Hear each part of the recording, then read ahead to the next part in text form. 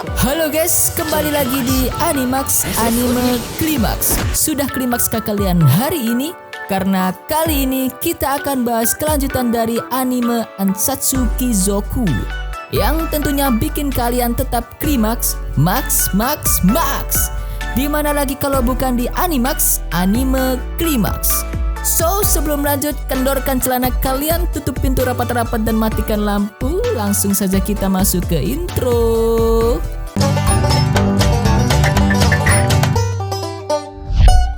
Cerita diawali di sebuah hutan yang dipenuhi salju.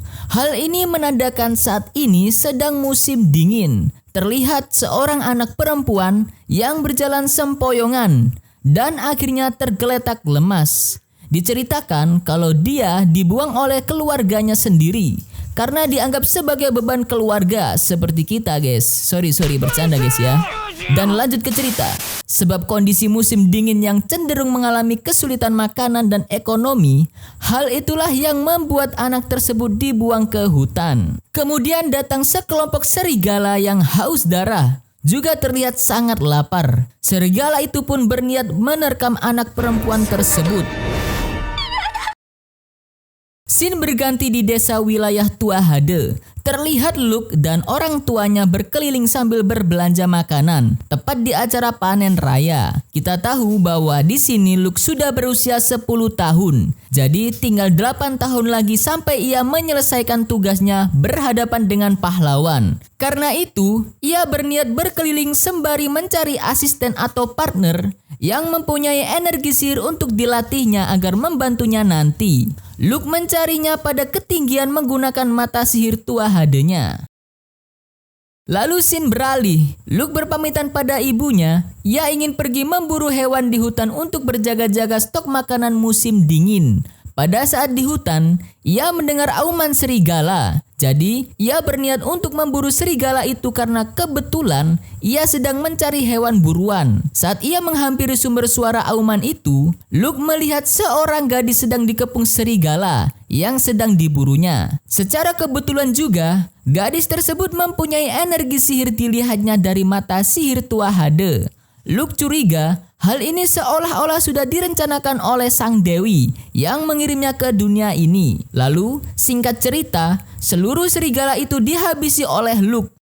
Anak itu diberi makan dan selimut oleh Luke. Luke ingin menjadikan anak itu sebagai asistennya. Dan anak itu pun memperkenalkan diri. Ia bernama Tarte.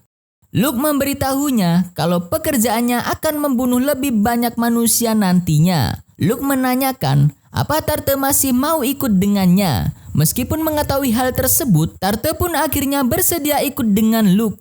Tarte menganggap kalau Luke adalah orang baik di matanya. Scene beralih di dunia Dewi awal Luke berada. Ternyata, sang Dewi sudah banyak mereinkarnasi orang ke dalam dunia sihir. Saat 40 tahun sebelum Luke direinkarnasi, sang Dewi mereinkarnasi seorang pasukan khusus yang mati di saat peperangan dan memberinya tugas yang sama seperti Luke, yaitu membunuh pahlawan. Namun, setelah 40 tahun sang Dewi ingin melihat perkembangan nomor 283, nomor ini sepertinya menandakan nomor urut orang yang sudah direinkarnasi oleh Dewi. Ternyata nomor 283 malah menjadi seseorang pemalas dan gemuk tak berguna yang hanya bisa makan dan tidur. Ia menyelewengkan tugas dari sang Dewi hingga membuatnya kecewa dan kesal. Kemudian scene berlanjut di kamar Luke. Luke saat ini diceritakan sudah berumur 12 tahun. Luke tampak berpostur dan mempunyai suara lebih dewasa. Ia nampak sedang dibangunkan oleh seorang gadis. Ya guys, gadis itu adalah Tarte. Tarte sekarang nampak sudah mempunyai tubuh yang terlihat sudah matang dan dewasa. Ia saat ini sudah menjadi asisten Luke dan jadi bagian dari keluarga Tuahade. Saat sarapan pagi, Luke benar-benar dilayani dengan baik oleh Tarte.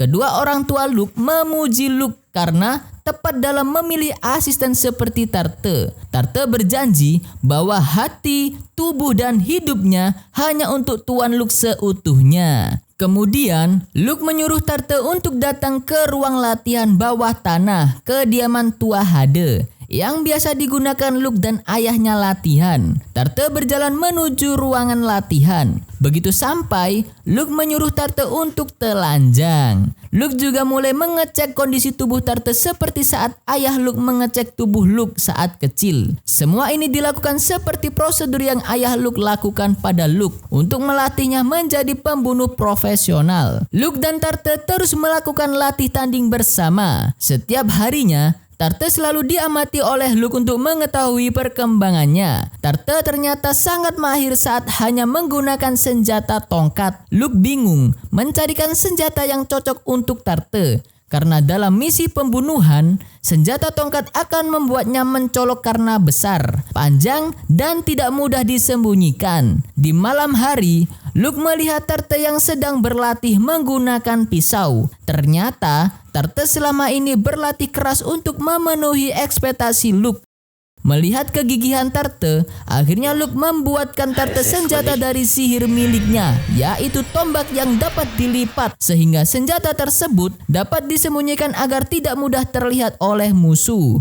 Scene berganti saat Luke dibangunkan dan digoda oleh Tarte. Tarte begitu terpesona melihat wajah Luke saat bangun tidur. Tarte ingin mengatakan kalau ia begitu senang karena pemberian senjata darinya dan memeluk Luke dengan erat. Luke berkata dalam hati kalau rencananya saat ini berjalan mulus. Dan episode ini diakhiri dengan scene Luke yang dihimpit oleh 2 bola kehangatan. Anjay. Dan episode 4 pun selesai.